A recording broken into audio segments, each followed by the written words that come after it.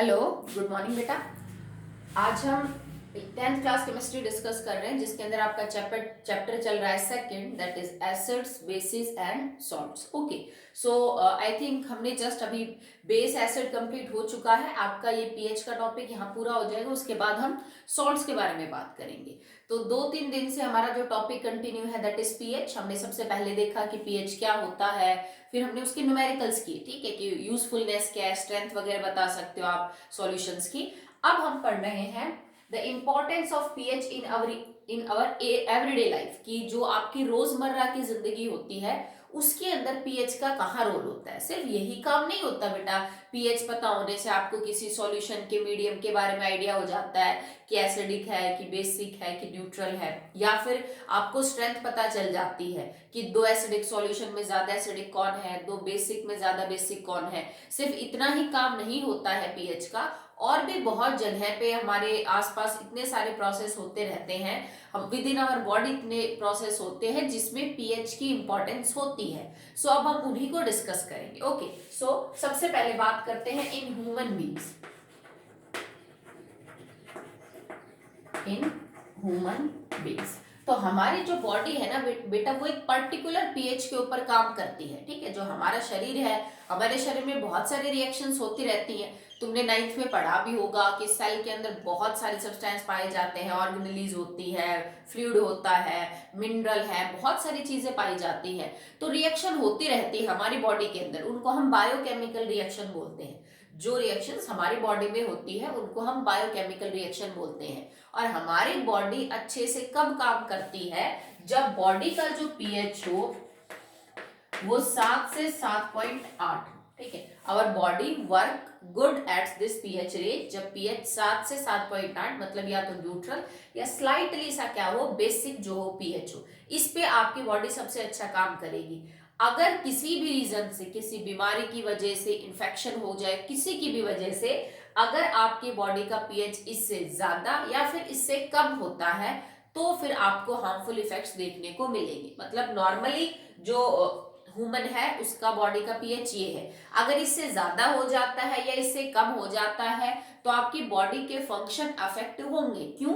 क्योंकि बॉडी को properly function करने के लिए बॉडी के अंदर वो रिएक्शंस होती हैं जिनको होने के लिए अप्रोक्सीमेट ये पीएच चाहिए। अगर ये पीएच कम या ज्यादा हो गया तो वो रिएक्शन प्रॉपरली नहीं हो पाएंगी, और अगर रिएक्शन ही प्रॉपरली नहीं हो पाएंगे तो फिर आपकी बॉडी ढंग से वर्क नहीं कर पाएगी, ठीक है। फिर आपको कोई ना कोई डिजीज हो सकती है, कोई और मतलब प्रॉब्लम देखने को मिल सकती है। कई बार आपने देखा भी होगा कि डॉक्टर आपका यूरिन और ब्लड टेस्ट करता है। अगर मान लीजिए आपने कोई इन्फेक्शन हो गया है, डॉक्टर पता लगाने के लिए कि एक्चुअली में प्रॉब्लम क्या है, वो आपका ब्लड टेस्ट या फिर आपका यूरिन टेस्ट करता है। तो वो एक्चुअली में इन दोनों का पीएच भी चेक करता है। बाकी चीजें तो वो चेक करता ही है कि इनमें और क्या क्या कोई नाइट्रोजिनस वेस्ट ऐसा अलग से तो नहीं आ गया है that is causing problem, but वो इनका पीएच भी चेक करता है। बिकॉज बॉडी के अंदर जो भी चीज पाई जा रही है उसका एक अप्रोक्सीमेशन होता है पीएच के अंदर कि लगभग इतना होना चाहिए। अगर नॉर्मल इंसान है तो, नॉर्मली हेल्दी पर्सन है तो, अगर उससे ज्यादा या कम देखने को मिलता है तो डॉक्टर को थोड़ा आइडिया हो जाता है कि किस वजह से ये चीज है वो हो रही होगी, ठीक है। बिकॉज हमारी बॉडी में बहुत सारी जो है वो केमिकल रिएक्शन होती रहती है। हर चीज, डाइजेशन ऑफ फूड, रेस्पिरेशन, ये सब बेटा केमिकल प्रोसेस है। तो उनके होने के लिए पर्टिकुलर पीएच चाहिए। और ऐसा नहीं है मैंने पूरी बॉडी का पीएच बताया है, पर हमारी बॉडी में जो अलग अलग हिस्से हैं उसमें अलग अलग टाइप की रिएक्शन होती रहती है। जैसे पेट में कुछ रिएक्शन होती है, मुंह में कोई रिएक्शन हो रही है, ब्लड के अंदर कुछ हो रहा है, ठीक है। तो उन सब का अलग अलग पीएच भी हो सकता है। जैसे अगर आपके स्टमक में गैस्ट्रिक जूस जो है, जो सिक्रीट होता है फ्रॉम गैस्ट्रिक ग्लैंड्स, हमारे स्टमक में ग्लैंड पाए जाते हैं जिनको हम गैस्ट्रिक ग्लैंड बोलते हैं, जो अपने अंदर से क्या रिलीज करते हैं, gastric juice, that is actually hydrochloric acid. जो और कुछ नहीं क्या होता है, हाइड्रोक्लोरिक एसिड होता है, ठीक है। और इसका बहुत रोल होता है इन the digestion of food, food को डाइजेस्ट करने में इस एसिड का रोल होता है, ठीक है। तो देखो अब HCl है तो ऑब्वियस सी बात है पीएच इज नॉट 7 और 7.8, तो इसका पीएच होगा यहाँ पे 1.6 to 1.8। मतलब जहां स्टमक में, ठीक है, HCl सिक्रीट हो रहा है उस वहां पे जो मीडियम रहेगा उसके आसपास दैट विल बी 1.6 एंड 1.8, ये नॉर्मल है। इससे कम भी पीएच हो सकता है तुम्हारा पीएच जो है 1.5 भी हो जाए। तो एक प्रॉब्लम होती है, अगर आपको ध्यान हो, एसिडिटी। एसिडिटी हमें कब होती है, जब हमारे स्टमक में जरूरत से ज्यादा HCl सिक्रीट हो जाता है, तो जलन जो महसूस होती है आपको, वो इस एसिड की वजह से ही होती है। ये नॉर्मल रेंज है, अगर इससे भी ज्यादा एसिड बन गया तो फिर हमें जलन महसूस होने लग जाती है, ठीक है, खट्टी खट्टी डकारें आती है, बदहजमी जिसको हम बोलते हैं। नेक्स्ट है डाइजेशन के अंदर पैनक्रिएटिक जूस। ये भी बेटा डाइजेशन में ही हेल्प करता है and it is secreted from pancreas. ये पैनक्रियास से सिक्रीट होता है। जितने भी टाइप के आपके यूं समझ लीजिए कंपोनेंट होते हैं खाने के, विटामिन है, मिनरल है, फैट्स है, प्रोटीन्स है, कार्बोहाइड्रेट्स है, तो सबको डाइजेस्ट करने के लिए अलग अलग टाइप के, मतलब यूं समझ लीजिए कि जो फ्लूइड है, जो लिक्विड्स है, वो काम करते हैं, और ये उन्हीं में से कुछ है। कोई किसी टाइप के खाने के ऊपर काम करता है, उसको डाइजेस्ट करवाता है, कोई किसी को, ठीक है। तो पैनक्रियाटिक जूस का जो पीएच है, ये लगभग बेटा यूं समझ लीजिए कि लगभग न्यूट्रल और स्लाइटली एसिडिक होता है। 7.5 से 8 के बीच की इनकी जो पीएच की रेंज है वो रहेगी। Next is saliva. स्लाइवा जो है वो लार है बेटा, ठीक है, हमारे मुंह में जो लार बनती है उसको हम क्या बोल देते हैं, स्लाइवा। इसका पीएच रहेगा 5.5 से 6.9, ठीक है। ये भी डाइजेशन ऑफ फूड में हेल्प करता है। स्लाइवा किसको डाइजेस्ट करता है, स्लाइवा स्टार्च को डाइजेस्ट करता है। आई होप आप सब स्टार्च के बारे में जानते हैं, नाम आपने सुने हैं ना, स्टार्च, प्रोटीन, कार्बोहाइड्रेट, ठीक है। तो जब तुम खाना खाते हो ना, तो खाने में दुनिया भर के आया, मतलब टाइप ऑफ कंपोनेंट्स होते हैं फूड के। कोई बच्चा चपाती खा रहा है, जो कोई चावल खा रहा है, तो कोई गेहूं खा रहा है, तो कोई दाल है, कोई फ्रूट है, कोई सैलेड ले रहा है। तो ये अलग एक बैलेंस डाइट में ये सारी चीजें आपकी सही मात्रा में होनी चाहिए। तो स्टार्च जो है ना, उसका डाइजेशन स्लाइवा में शुरू हो जाता है, मुंह में शुरू हो जाता है। तो उसका एक पीएच है, इट्स पीएच इज 5.5 टू 6.9, जो हमारी लार है उसका, ठीक है। नेक्स्ट है बेटा bile juice that is secreted from liver. ये सब हम डाइजेशन के प्रोसेस में जो अलग अलग चीजें आ रही हैं, जैसे ये जूस कीजिए, ये फैट को जो है वो डाइजेस्ट करने का काम करता है, ये जो है स्टार्च को डाइजेस्ट करने का काम करता है। तो हर चीज का अपना एक फंक्शन है, और डाइजेशन ऑफ फूड एक प्रोसेस है। उस प्रोसेस में अलग अलग कंपोनेंट का अलग अलग पीएच होता है, जो फाइनली फूड के कंपोनेंट्स को तोड़ते हैं, ठीक है। तो बाइल जूस का पीएच क्या हो जाएगा, 7.6 to 8.6। It is a juice that is secreted from liver, और जो डाइजेशन ऑफ फैट में हेल्प करता है, it help in the digestion of fat. जितना वसा आप खाते हो, जैसे तेल है, घी है, ये चीज जो आप लेते हैं, इन चीजों को डाइजेस्ट करने का काम बाइल जूस करता है। Last but not the least is blood. हमारा जो खून है उसका भी एक स्पेसिफिक पीएच होता है, it is ranges from 7.6 to 8.6, ठीक है। तो ये इसकी जो पीएच है, तो देखो ये हमारा जो ब्लड है that is also slightly basic in the nature. कई बार कट वगैरह लग जाते हैं उंगली को, तो हम उसको मुंह में दे रखते हैं, तो you have no test the blood, so उसमें हल्का सा खारापन होता है, ठीक है। तो उसका नेचर भी क्या होता है, बेसिक होता है। तो देखो आपको समझाया गया है, अगर किसी भी पेशेंट का मान लीजिए ब्लड का पीएच 9, इसका मतलब जरूर उसकी बॉडी में कोई ना कोई प्रॉब्लम है, कहीं ना कहीं कोई चीज गलत हो रही है। या मान लीजिए किसी के ब्लड का पीएच जो है वो 6.5 आ गया, इट सिंपली मींस कि कुछ ना कुछ प्रॉब्लम है। तो यूरिन हुआ, ब्लड हुआ, इन सब का जो पीएच वगैरह चेक करके आप ये बता सकते हो, ठीक है, कि किस तरह की प्रॉब्लम जो है वो बॉडी के अंदर फेस हो रही होगी। ओके, चलिए अब देखो यहाँ पे कितने सारी चीजें हैं जिनसे पीएच से रिलेट कर रहे हैं। अगर इनमें जो रेंज आपको बताई गई इनसे ऊपर और नीचे होगा तो वो चीज प्रॉपरली फंक्शन नहीं कर पाएगी। जैसे मान लो बाइल जूस का पीएच होना चाहिए 7.6 टू 8.6, अब तुम्हारी बॉडी जो है पीएच 9 के ऊपर काम कर रही है, तो ये फंक्शन नहीं कर पाएगा, क्योंकि 9 पीएच पे प्रॉपरली वर्क नहीं कर पाएगा। तो हर जगह पीएच का मेंटेन होना जरूरी है प्रॉपर फंक्शनिंग ऑफ बॉडी के लिए, ठीक है। नेक्स्ट देखिए, आपने एक टर्म सुनी होगी जिसको हम बोलते हैं दैट इज एसिड रेन। ये मैंने आपको शायद बताया भी था। एसिड रेन क्या होती है बेटा, जब नॉर्मल रेन के अंदर कुछ एसिड्स मिल जाए, जैसे if pH of rain is below 5.6 then it is acid rain. जो नॉर्मल बरसात होती है ना बेटा, उसका पीएच भी 7 से नीचे मिलेगा, वो न्यूट्रल नहीं होता जो पानी आ रहा है। क्यों? क्योंकि जब नॉर्मल बरसात होती है तो CO2 एंड एटमॉस्फेयर में है, ऊपर से पानी आ रहा है, दोनों आपस में कंबाइन करेंगे टू फॉर्म H2CO3।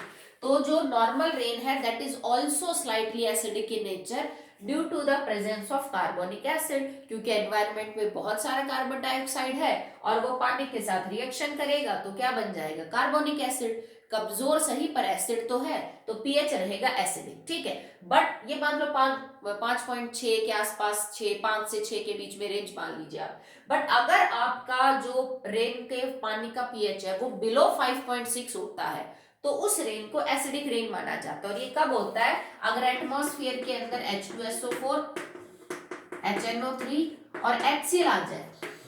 ठीक है, ये कभी कभी होती है, हर बार नहीं होती। If by any human activity और बाय नेचुरल एक्टिविटी एटमॉस्फेयर में कार्बन डाइऑक्साइड के अलावा सल्फर की ऑक्साइड, नाइट्रोजन की ऑक्साइड ये भी आ जाए तो ये एसिड और बन जाएंगे पानी के साथ रिएक्शन करके, और फिर ये पीएच को और ज्यादा घटा देंगे, मतलब ज्यादा एसिडिक बना देंगे उस सॉल्यूशन को इसके मुकाबले। तो अगर तुम्हारे रेन के पानी का पीएच 5.6 से नीचे है then it is known as acidic rain. तो यहाँ पे भी पीएच क्या है बेटा? इंपॉर्टेंट है। ठीक है, अब ये वाला जो पानी है अगर ये किसी लेक में गिरता है, किसी रिवर में गिरता है, किसी पॉन्ड में गिरता है, या मान लीजिए आसपास कहीं जमा होके किसी नाले के थ्रू, पाइप के थ्रू इनके अंदर आ रहा है, तो जो भी एक्वेटिक लाइफ वहां पे होगी, जो फिशेज वगैरह या बाकी कोई एक्वेटिक स्पीसीज रह रही होगी, उनके लिए भी खतरा है। क्यों? क्योंकि जो पहले उनके पानी का पीएच था, किसी झील के पानी का पीएच, वो उनके लाइफ के हिसाब से ठीक था, एक्वेटिक स्पीसीज के हिसाब से।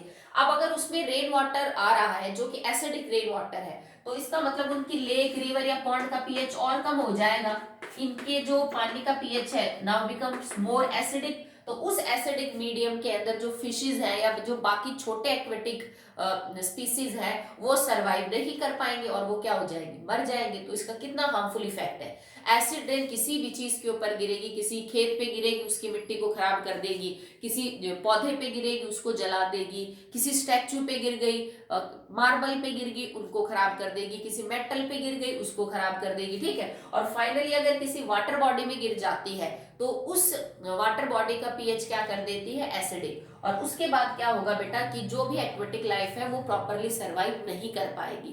तो कई बार इस सिचुएशन को अवॉइड करने के लिए हम इसके ऊपर से क्या डाल देते हैं? थोड़ा सा कैल्शियम कार्बोनेट। ठीक है, कि अगर आप चाहते हो कि भाई उस पानी का जो पीएच है वो नॉर्मल किया जाए ताकि वो मछलियां या बाकी चीजें मरे ना, तो हम उसके ऊपर थोड़ा सा CaCO3 डाल देते हैं उस पानी में। अब CaCO3 क्या है? It is a basic compound, ये एक बेसिक सॉल्ट।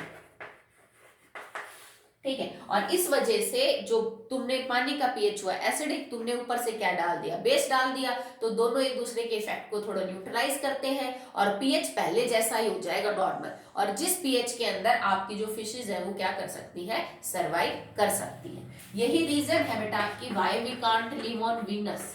जो वीनस प्लेनेट है आप उसके ऊपर क्यों नहीं रह सकते? क्योंकि हमारे एटमॉस्फेयर में जो बादल है वो पानी के बने हुए, उनके अंदर पानी है। पर वीनस के अंदर जो बादल है ना वो H2SO4 के, वहां पे पीले कलर के जो धुआं से घूमते रहते हैं जो एक्चुअली में क्लाउड्स है, but that clouds possesses H2SO4 vapours. उन बादलों में सल्फ्यूरिक एसिड के वेपर होते हैं, ना कि पानी के हमारे जो बादल में है। तो आप सरवाइव नहीं कर सकते इस एटमॉस्फेयर में जिसमें हवा में H2SO4 घूम रहा, क्योंकि आप ब्रीथ करेंगे तो आपकी सांस के साथ, हवा के साथ वो H2SO4 के वेपर जाएंगे आपकी बॉडी में। देखिए आप डायरेक्ट अगर H2SO4 के वेपर को इनहेल करोगे तो कितना नुकसान है। That's why we can't live on the Venus planet. एक और टर्म है that is known as buffer. Buffer solution या बफर किसको बोलते हैं? आप एक चीज सोचिए कि आप दुनिया भर का टाइप का खाना खाते हैं, कोई किसी को लस्सी पसंद है, मान लीजिए हम यहाँ पे जो खाते हैं वो साउथ वाले वैसे नहीं खाते होंगे, अमेरिका वाले लोग वैसे नहीं खाते होंगे। सबकी जो खाने के हैबिट्स है वो बिल्कुल अलग अलग होती है। किसी दिन आपने कोल्ड ड्रिंक ज्यादा ले ली, तो किसी दिन आपने बहुत तली हुई चीजें खा ली, किसी दिन मीठा आपने ज्यादा खा लिया, ठीक है, किसी दिन आपने बहुत ज्यादा लस्सी या दही ले लिया। तो देखो अलग अलग टाइप का खाना है, किसी खाने का जो पीएच है वो न्यूट्रल होगा, किसी का एसिडिक होगा, किसी का बेसिक होगा, और फाइनली वो चीज तुम्हारी बॉडी में जा रही है, डाइजेशन कर रहे हो, उससे आपको एनर्जी मिल रही है। तो जब आप डिफरेंट डिफरेंट टाइप की जो चीजें हैं वो खाते हो तब भी आपकी बॉडी का जो पीएच है वो कम या ज्यादा क्यों नहीं होता। नहीं तो सोचिए आप इस बात को कि मान लो मेरे पास एक कार्बोनिक एसिड का सॉल्यूशन है, इसका पीएच 5 है। अब मैं इसमें ऊपर से थोड़ा एसिड और डालूं तो इसका पीएच 5 से कम हो जाएगा, क्योंकि ज्यादा एसिडिक हो जाएगा भाई, ऊपर से एसिड डाल रहे हो तो हमारी बॉडी में ऐसा क्यों नहीं होता कि जब हमारी बॉडी का मान लीजिए पीएच है कि वो 7 से 7.8 के बीच में काम कर रही है, किसी बच्चे ने एक दिन बहुत ज्यादा एसिडिक खाना खा लिया तो क्या बॉडी का पीएच इससे नीचे नहीं होना चाहिए, या किसी दिन उसने बहुत ज्यादा कोई बेसिक चीज खा ली तो क्या बहुत ज्यादा आपका जो पीएच है वो 7.8 से ऊपर नहीं होना चाहिए। ऐसा कैसे हो सकता है कि पीएच हमेशा मेंटेन रहता है जबकि आप दुनिया भर का उल्टा सीधा खाते हैं, ठीक है, किसी का कैसा नेचर है किसी का नेचर कैसा। इस प्रॉब्लम को सॉल्व करने का क्रेडिट जाता है बफर को। बफर क्या होते हैं बेटा, बफर वो सॉल्यूशन होते हैं जो किसी भी मीडियम का पीएच घटने और बढ़ने से रोकते हैं, ठीक है। जैसे मान लो आपके पास एक सॉल्यूशन है पीएच 5 का, आपने थोड़ा सा एसिड डाला तो भी अगर इसका पीएच नहीं बढ़ पा रहा है तो वो बढ़ने से कौन रोकेगा, बफर। अगर आप पीएच 5 के सॉल्यूशन में थोड़ा सा बफर डाल देंगे, उसके बाद अगर आप ऊपर से थोड़ा एसिड और बेस डाल रहे हैं तो ये पीएच को बढ़ने या घटने नहीं देगा। Okay, so buffers are the solution that resist the change in pH. जो पीएच को थोड़ा घटने या थोड़ा बढ़ने से रोकते हैं उनको हम बफर्स कहते हैं। ये टैबलेट्स की फॉर्म में आते हैं, जैसे दवाइयां नहीं होती आपके पास घर, बिल्कुल वैसे आप एक सॉल्यूशन में एक बफर की टैबलेट डाल दो तो वो टैबलेट उस सॉल्यूशन के पीएच को घटने या बढ़ने से रोक सकती है अगर उसमें थोड़ा सा भी आपने एसिडिक या बेसिक चीज मिला दी तो हमारे बॉडी के अंदर जो ब्लड है that will act as a natural buffer.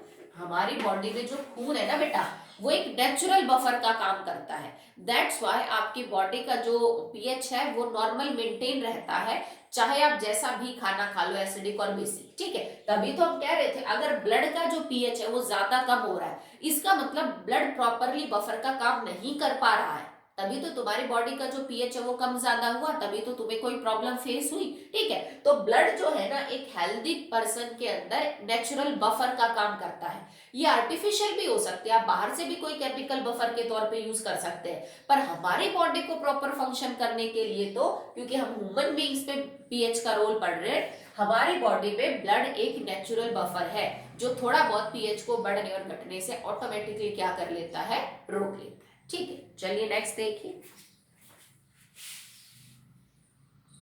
Now the second importance is in the plant growth. तो अभी हमने ह्यूमन बॉडी के अंदर क्या यूजफुलनेस है पीएच की वो पढ़ी, अब हम प्लांट एक पौधे को फसल को ग्रो करने के लिए जो पीएच है उसकी क्या इंपॉर्टेंस होती है हम उसके बारे में बात करेंगे। तो देखो बेटा हर फसल जो उगती है उसके लिए जो सॉइल का पीएच है दैट इज वेरी इंपॉर्टेंट। आप किसी भी फसल को किसी भी कंडीशन में किसी भी पीएच के अंदर सॉइल के पीएच में ग्रो नहीं कर सकते।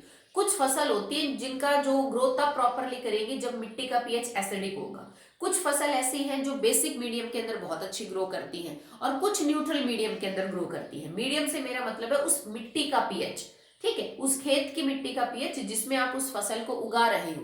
किसी पौधे को, कोई फल वाला पौधा है, फूल वाला पौधा है, उनको भी ग्रो करने के लिए प्रॉपर मीडियम की जरूरत होती है सॉइल की, ठीक है। तो यहाँ पे अगर आप मान लीजिए कोई क्रॉप उसकी अच्छी यील्ड लेना चाहते हो, उसकी पैदावार अच्छी लेना चाहते हो, पर आपने इस चीज का ध्यान नहीं रखा कि किस टाइप का मीडियम डालना है, किस टाइप की कंडीशन होनी चाहिए, तो फिर आप उस फसल की अच्छी से जो है प्रोडक्शन वो नहीं ले पाएंगे। जैसे कि जितने भी सिट्रस फ्रूट है, सिट्रस फ्रूट्स का मतलब होता है बेटा जितने भी खट्टे फल होते हैं,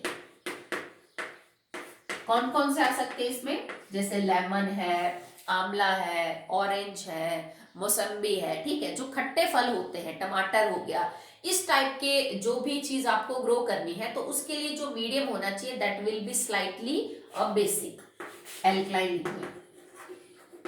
स्लाइटली बेसिक मीडियम होना चाहिए आपके मिट्टी का, तब जाके जो सिट्रस फ्रूट्स हैं वो अच्छे ग्रो करते हैं। अब मान लीजिए किसी पर्टिकुलर रीजन की मिट्टी एसिडिक है, आप उसके अंदर कोई सिट्रस फ्रूट उगा रहे हो तो उतनी अच्छी यील्ड नहीं मिलेगी, उतनी अच्छी आपको फ्रूट्स नहीं मिलेंगे, क्वालिटी वो नहीं मिलेगी, नंबर वो नहीं मिलेगा जो होना चाहिए था, ठीक है। कुछ फसल है जो एसिडिक मीडियम में अच्छी ग्रो करती है, जैसे राइस है वो एसिडिक मीडियम के अंदर अच्छी ग्रो करेगी। जैसे शुगर केन है, शुगर केन न्यूट्रल मीडियम के अंदर बहुत अच्छा ग्रो करेगा। ये बात आपने नोट भी की होगी कि जैसे कहीं पे चावल अच्छा होता है तो कहीं पे गन्ना अच्छा होता है, तो कहीं पे गेहूं बहुत अच्छा हो रहा है, कहीं पे चने बहुत अच्छे हो रहे हैं। ठीक, जैसे असम में चाय उगाते हैं, हम यहाँ पे चाय नहीं उगाते हैं। तो माना कि इसके ऊपर क्लाइमेटिक कंडीशंस का भी बहुत असर होता है, वेदर कैसा है, वो जलवायु जिसको तुम बोलते हो, ठीक है, उन चीजों का भी फर्क पड़ता है। तो बेटा सॉइल का भी फर्क पड़ता है कि पर्टिकुलर रीजन की सॉइल कैसी है। अगर आपको मान लीजिए राइस उगानी है तो खेत की मिट्टी का पीएच स्लाइटली एसिडिक होना चाहिए, वो तब अच्छी ग्रो करेगी। ग्रो तो वो बेसिक में भी कर जाएगी, यूं नहीं कि बेसिक में बीज में से बाहर, वो पौध में से बाहर ही नहीं आएगा, राइस आ जाएगा, बट उतना अच्छा अमाउंट नहीं मिलेगा जितना आपको मिलना चाहिए। इसी तरह शुगर केन की जो क्रॉप है उसके लिए आपको क्या मिलना चाहिए, मीडियम शुड बी न्यूट्रल। ठीक है, आप चाहो तो कई बार जो खेत का पीएच है it will be more than 8.3 and it can be less than 4। मतलब ऑलमोस्ट आपकी मिट्टी आइडियल कब मानी जाएगी, भाई आपकी मिट्टी आइडियल है अगर वो 7 के आसपास पीएच को रख रही है, मतलब न्यूट्रल है, तो उसमें थोड़ी स्लाइटली एसिडिक और स्लाइटली बेसिक वाली फसल को आप उगा सकते हो। आइडियल मिट्टी वही है खेत की जिसका पीएच लगभग 7 के आसपास हो, जैसे 6.2 हो गया, 7 हो गया, 7.2 हो गया, 7.3, दैट वुड बी आइडियल। पर कई बार ऐसा देखा गया है कि किसी मतलब मिट्टी का जो पीएच है वो कई बार 8.3 से भी ज्यादा चला जाता है, मतलब बेसिक ज्यादा हो जाता है, और लेस देन 4 या 4 तक भी पहुंच सकता है। तो मतलब देखो कितना ज्यादा एसिडिक है। तो इस मीडियम में फिर वो फसल ग्रो नहीं करेगी जो अपोजिट पीएच की है। जैसे मान लो आपकी मिट्टी का पीएच 4 है और आप उसमें उगाना चाहते हो सिट्रस फ्रूट, तो उसके लिए तो बेसिक मीडियम चाहिए, तुमने तो अच्छा खासा एसिडिक मीडियम ले लिया सॉइल का, तो यहाँ फिर प्रॉपरली ग्रोथ नहीं होगी। तो हम क्या करते हैं कि पीएच को पहले वाले लेवल पे लाने के लिए, जैसे इसको लगभग 7 पे लाने के लिए और इसको भी 7 पे लाने के लिए, तो इसको 7 पे लाने के लिए क्योंकि ये एसिडिक है तो इसमें डालने पड़ेगी हमें कोई बेसिक चीज, और यहाँ पे क्या डालनी पड़ेगी, कोई एसिडिक चीज। तो इसमें तो आप क्या कर सकते हो ना, इसके ऊपर कैल्शियम हाइड्रोक्साइड डाल दीजिए, जिस भी मिट्टी का पीएच ये है उसके ऊपर आप कैल्शियम हाइड्रोक्साइड छिड़क दीजिए, क्योंकि कैल्शियम हाइड्रोक्साइड एक बेस है, इसका नेचर बेसिक है। मिट्टी का जो पीएच है वो थोड़ा ज्यादा एसिडिक है, तो बेस एसिड को कुछ न्यूट्रलाइज करेगा और इसका जो पीएच है वो 4 से क्या हो जाएगा, ज्यादा। तो किसान ऐसा अक्सर करते हैं, जैसे वो टेस्ट करवाते हैं कि उनकी मिट्टी का पीएच क्या है, मुझे ये क्रॉप उगानी है, और अगर उन्हें लगता है कि उनकी मिट्टी ज्यादा एसिडिक है फसल के हिसाब से, तो वो उसपे कैल्शियम हाइड्रोक्साइड छिड़कते हैं जिससे पीएच थोड़ा सही आ जाता है, और इस प्रोसेस को बोला जाता है लाइमिंग ऑफ सॉइल। ठीक है, तो उनका पीएच न्यूट्रलाइज हो जाएगा, ठीक है, बराबर सा आ जाएगा लगभग। अगर मान लीजिए पीएच ज्यादा एसिडिक है, सॉरी बेसिक है, 8.3 बेसिक है, तो आपको कोई एसिडिक चीज मिलानी पड़ेगी यहाँ पे। अब एसिडिक के लिए आप क्या कर सकते हो, यू कैन यूज SiO2 जिसको हम रेत भी बोलते हैं। ठीक है, मान लीजिए किसी की मिट्टी का पीएच 8.3 8 कुछ ऐसा है और आप चाहते हो वो 7 के पास आ जाए, तो आप उस खेत में ऊपर से मिट्टी डाल दीजिए, क्योंकि जो मिट्टी है ना एक्चुअली में वो SiO2 होती है, रेत होती है, और इसका नेचर एसिडिक होता है। क्यों, क्योंकि ये एक नॉन मेटल की ऑक्साइड, ये एक नॉन मेटल की ऑक्साइड, और non metal silicon metalloid non metal, ठीक है, और एसिडिक होने के नाते ये बेसिक पीएच को थोड़ा सा क्या कर देगी, न्यूट्रलाइज। तो इस नाते फिर आप अपनी मनचाही जो क्रॉप है वो उगा सकते हैं। कोई कह दे कि बेटा टेस्ट कैसे करोगे कि किसी मिट्टी का जो पीएच है वो एसिडिक और बेसिक, तो सिंपल है, आप क्या काम करो, एक टेस्ट ट्यूब में 2 ग्राम सॉइल ले लो, जिस भी खेत का आपको चेक करना है, उसमें 5 ml वाटर डालो और अच्छे से मिक्स कर लो, खूब जोर से हिला विला के अच्छे से मिक्स कर लो। ठीक, फिर क्या करो, ये सॉल्यूशन बहुत अच्छे से तो मिक्स नहीं हो पाएगा क्योंकि मिट्टी और पानी सस्पेंशन बनाएंगे बेटा। फिर आप क्या करो, फिर एक कोन में फिल्टर पेपर लगा के और इसको छान लो, तो मिट्टी वगैरह तो ऊपर रह जाएगी, नीचे टेस्ट ट्यूब के अंदर आपका फिल्ट्रेट आ जाएगा, जो नीचे चीज छन के आएगी ना, लिक्विड जो छन के आएगा फिल्टर पेपर पे, मिट्टी तो ऊपर रह जाएगी, वो हमारा फिल्ट्रेट है जो नीचे आया है। हम ज्यादा घोलने की कोशिश क्यों कर रहे थे, ताकि कुछ पार्ट तो घुल के पानी के साथ नीचे आ जाए, मिट्टी तो रहेगी ऊपर पर सॉल्यूशन तो आपका धुंधला हो जाएगा मिट्टी जैसे कलर का। अब इस फिल्ट्रेट को आप यूनिवर्सल इंडिकेटर से चेक कर लीजिए। ठीक है, 5-6 जगह बांट दो इस सॉल्यूशन को आप, ठीक है, और यूनिवर्सल इंडिकेटर से, पीएच से, पर पीएच मीटर से भी चेक कर सकते हो, एग्जैक्ट रीडिंग आ जाएगी। नहीं तो आप यूनिवर्सल इंडिकेटर्स की ड्रॉप डाल के देख लीजिए, जो कलर आएगा आपके मीडियम का उस कलर को यूनिवर्सल इंडिकेटर के चार्ट से मैच करो और आप आराम से बता सकते हो कि आपकी जो खेत की मिट्टी है उसका जो पीएच है वो लगभग कितना है, रेंज तो आपको पता चल ही जाएगी। ठीक है। अब जैसे कुछ फसल है जिनका पीएच दे रखा है कि इस क्रॉप को प्रॉपरली ग्रो करने के लिए लगभग इतना पीएच चाहिए, इसके ग्रो करने के लिए इतना पीएच, तो ये आप नोटबुक में लिखेंगे भी बेटा और आप इसको याद भी करेंगे। क्वेश्चन आ सकता है इसके ऊपर कि कोई किसान है जिसको पोटैटो की जो है क्रॉप ग्रो करनी है, बस उसकी जो पीएच है सॉइल का वो कैसा होना चाहिए, अगर ये नहीं है तो आप क्या करेंगे कि पीएच जो है वो पहले जैसा हो जाए। तो देखो अगर आपको पोटैटोज करने हैं ग्रो, ठीक है, तो आलू की खेती के लिए pH should be slightly acidic और 4.5 से 6 के बीच में। देखो बेटा ये कभी किसी एक पर्टिकुलर पीएच पे ग्रो नहीं करते कि मैं लिख दूं बस 4.5 पीएच होना चाहिए, नहीं, रेंज है इनकी कि 4.5 से 6 के बीच में अगर है, मतलब न्यूट्रल से थोड़ा सा नीचे और अप टू 4.5 तक अगर एसिडिक मिट्टी है तो पोटैटो जो है वो ग्रो कर जाएगी, ठीक है। कैरेट और स्वीट पोटैटो के लिए, कैरेट एंड जो आपका स्वीट पोटैटो है इसके लिए लगभग 5.6 से, देखो स्वीट पोटैटो का मतलब होता है शकरकंदी, ठीक है, तो इसके लिए 5.5 से 6.5 पीएच चाहिए कि शकरकंदी को और गाजर को उगने के लिए जो पीएच चाहिए दैट विल बी 5.5 टू 6.5, मतलब न्यूट्रल के थोड़ा पास, पर उससे अगर हल्का नीचे भी होगा तो भी कोई दिक्कत नहीं है। नेक्स्ट है अबाउट कॉलीफ्लावर, गोभी, उसके बाद गार्लिक, ठीक है, लहसुन, तो लहसुन के लिए और कॉलीफ्लावर के लिए जो पीएच है दैट विल बी, इससे थोड़ा सा ज्यादा, रेंज तो यहीं से स्टार्ट करोगे 5.5 से और 7.5, मतलब 2 पीएच की जो रेंज है वो आपको देखने को मिल जाएगी। एंड टोमेटो आल्सो, तो टमाटर, लहसुन और जो गोभी है उसको उगाने के लिए पीएच लगभग 5.5 से 7.5 के बीच में वेरी करना चाहिए। अगर आप अनियन और कैबेज ले रहे हैं, प्याज और कैबेज, बंद गोभी और वो फूल गोभी, तो यहाँ पे भी जो पीएच रहेगा that will be around 6 to 7.5, ठीक है। तो अप्रोक्सीमेशन आपको थोड़ा ध्यान रखना है यहाँ पे कि किसी पर्टिकुलर फसल को ग्रो करने के लिए मिट्टी का जो पीएच है दैट विल बी पर्टिकुलर, एक रेंज जरूर होती है, कोई बहुत एग्जैक्ट वैल्यू तो नहीं होती, पर उस रेंज से बहुत ज्यादा ऊपर और बहुत ज्यादा नीचे अगर आप जाएंगे तो प्रॉपरली आपको उतनी यील्ड मिलेगी ही नहीं जितनी कि आपको फसल में मिलनी थी। एक और चीज भी पहले मैंने बताई थी, अगर आपको पीएच का ध्यान हो, the colour of flower of hydrangea, hydrangea एक पौधा होता है जिसके फूल का colour can be blue, can be red, ठीक है, डिपेंडिंग अपॉन कि आप उसको जिस मिट्टी में उगा रहे हैं उस मिट्टी का पीएच क्या है, ठीक है। तो यहाँ पे भी पीएच डिपेंडेंस होगी प्लांट की ग्रोथ कि उसके जो फूल का कलर है that is actually due to the medium of the soil, तो ये मैं ऑलरेडी करवा चुकी हूं तो मैं इसको अभी रिपीट नहीं करूंगी। तो हमने 2 एप्लीकेशन कर ली है, that is in human beings and in the plant growth.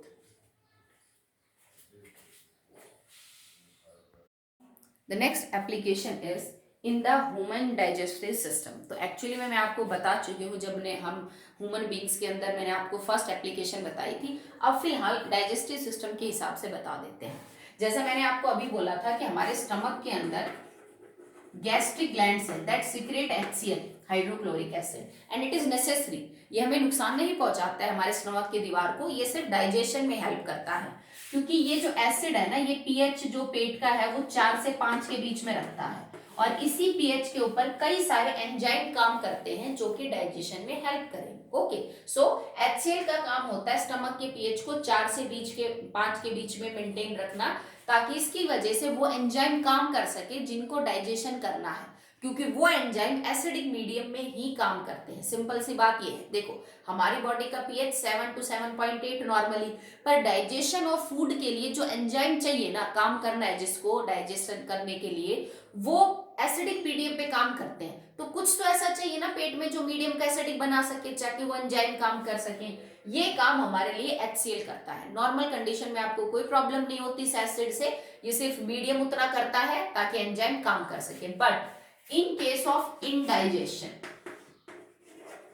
जिसको हम बदहजमी बोलते हैं या फिर जिसको कॉमनली आप एसिडिटी बोलते हो कि एसिडिटी हो गई, इनडाइजेशन हो गया, ये कभी कब होता है, जब मान लीजिए आप जरूरत से ज्यादा खाना खा ले, बहुत ज्यादा मीठा खा ले, बहुत ज्यादा तली हुई चीजें खा ले, ठीक है, तो जब हम उल्टा सीधा कुछ भी खा लेते हैं तो हमें बदहजमी हो जाती है। उसके अंदर होता क्या है कि our stomach start secreting excess of HCl। हमारा जो स्टमक है वो जरूरत से ज्यादा HCl को सिक्रीट करता है। जैसे मान लो खाने को डाइजेशन के लिए फिलहाल चाहिए होता है एक, मान लो कि 0.1 ml चाहिए था और तुम्हारी बॉडी ने 0.3 ml सिक्रीट कर दिया, तो 0.1 ml तो खर्च हो गया डाइजेशन ऑफ फूड में, पर वो जो 0.2 ml एक्स्ट्रा रह गया ना, अब वो तुम्हारे बॉडी को नुकसान पहुंचाएगा, क्योंकि जिसका जो काम था इसका वो तो ये कर चुका, उसके बाद भी एक्स्ट्रा बचा हुआ है तो वो आपके पेट की दीवार के ऊपर फिर असर करना शुरू करता है। आपको पेन हो सकता है, you will feel pain, irritation, ठीक है, और आपको जलन महसूस होगी, आपको लगेगा जैसे आपके पेट में कोई चीज जल रही हो, क्योंकि एसिड है स्किन के ऊपर असर करेगा तो बर्निंग सेंसेशन तो फील होगा ही। तो इस प्रॉब्लम को हम बोल देते हैं एसिडिटी, बदहजमी, ठीक है। तो इसको दूर करने के लिए डॉक्टर दवाई देता है जिनको हम बोलते हैं एंटासिड्स, ठीक है, एंटासिड्स। इसका मतलब ये वो दवाइयां हैं जो पेट के एसिड को न्यूट्रलाइज करती है, उनके लिए एंटी होती है, एंटी का मतलब अपोजिट। तो ये देखो एसिड्स को न्यूट्रलाइज करने के लिए अपोजिट क्या होगा, बेस। तो एक्चुअली में हम ऐसे सब्सटेंस लेते हैं जो थोड़ी बेस हो, पर ये बेस कमजोर होनी चाहिए। आप बहुत ज्यादा स्ट्रॉन्ग बेस नहीं ले सकते, तुम ये नहीं कहोगे मैडम मैं NaOH ले लेता हूँ थोड़ा सा ऊपर से और एसिडिटी खत्म हो जाएगी, वो गलत होगा। क्यों? क्योंकि तुम्हारा पेट हल्का एसिडिक हुआ है, बहुत ज्यादा नहीं है। तुम अगर NaOH लोगे तो वो एक स्ट्रॉन्ग बेस है, वो तुम्हारे पेट के एसिड को तो न्यूट्रलाइज कर देगा पर खुद मीडियम बेसिक बना देगा पेट का, क्योंकि वो इतना स्ट्रॉन्ग बेस है कि तुम्हारी एसिडिटी को ठीक करने के बाद पेट को बेसिक बना देगा। और वही बात है बेटा, अगर पेट बेसिक है तो वो एंजाइम काम नहीं करेंगे, डाइजेशन ही नहीं होगा, तो आपकी बॉडी अफेक्ट होगी, ठीक है। तो हमें कोई कमजोर बेस लेना होता है, just like we can take magnesium hydroxide, इसको हम बोल देते हैं, इसका जो सॉल्यूशन है उसको हम बोलते हैं मिल्क ऑफ मैग्नीशिया, ये इसका कॉमन नाम है, ठीक है। A solution of magnesium hydroxide is often used as milk of magnesia, ठीक है। और इसको आप ले सकते हो एसिडिटी के दौरान, क्योंकि ये कमजोर बेस है, तुम्हारी एसिडिटी को ठीक कर देगा, ठीक है। या फिर आप इसकी जगह ये ले सकते हो सोडियम हाइड्रोजन कार्बोनेट, ये भी एक कमजोर बेस है, साल्ट एक्चुअली में तो NaOH का और H2CO3 का, पर क्योंकि एसिड कमजोर और बेस स्ट्रॉन्ग है तो ये एक बेसिक सॉल्ट है। इसको हम बेकिंग सोडा या फिर सोडियम हाइड्रोजन कार्बोनेट भी बोल देते हैं, या सोडियम बाइकार्बोनेट। तो इन दोनों चीजों का आप ले सकते हो ताकि आपकी एसिडिटी की प्रॉब्लम दूर हो जाए। तो यहाँ पे भी हमने देखो पीएच को ही यूज किया है कि अगर HCl ज्यादा सीक्रेट हो गया तो पीएच पेट का बहुत कम हो जाएगा, और उसको न्यूट्रलाइज करने के लिए ऊपर से हम बेस ले रहे हैं ताकि पीएच क्या हो जाए, बैलेंस। ओके, सो आज के लिए यही 3 एप्लीकेशन, उसके बाद बची हुई 3 एप्लीकेशन हम अगले वीडियो में करेंगे। बट आप अपना होमवर्क नोट कर लीजिए, क्योंकि आज आपका राइटिंग का काम बहुत ज्यादा नहीं होगा, इसको समझाने में टाइम लगा है। तो 2 या 3 पेज छोड़ के आपकी एक्सरसाइज दे रखी है, सम सॉल्व्ड प्रॉब्लम्स, जिसपे आई थिंक 6 क्वेश्चंस है जो इसी पीएच के ऊपर बेस्ड है। जो अभी लास्ट टॉपिक हमने कवर किया है पीएच यूनिवर्सल इंडिकेटर, इनके ऊपर बेस्ड है। तो ये 6 क्वेश्चन आप अपनी फेयर नोटबुक में कर लेना अभी, ठीक है। और उसके बाद नेक्स्ट वीडियो में मैं आपको ये टॉपिक पूरा करवा दूंगी, इसमें 3 एप्लीकेशन और बचती है। फिर हमने pH, universal indicator, normal indicators, acids और बेस, ये टॉपिक पूरे कर लिए हैं। अब लास्ट एक ही टॉपिक बचेगा आपका इस चैप्टर में, that is salts. Okay, that's all for that.